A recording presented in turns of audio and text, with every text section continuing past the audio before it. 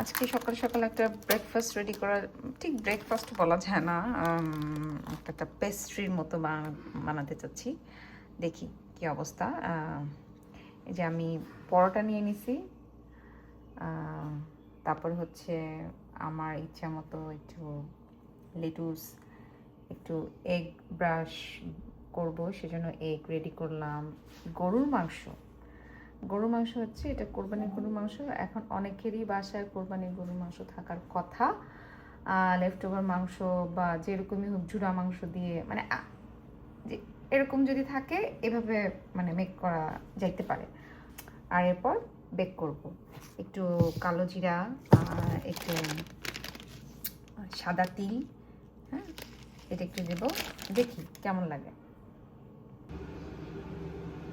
এই যে আমি এগ ব্রাশ করছি, আর ভিতরে হচ্ছে গরু মাংস, তারপরে হচ্ছে ক্যাবেজ আর একটু সস, আর আমি যেটা লেয়ারে হচ্ছে ইয়ে দিয়েছি, চিজ দিয়েছি, স্লাইস চিজ, যদিও আসলে আগের ক্লিপটা নেওয়া হয় নাই।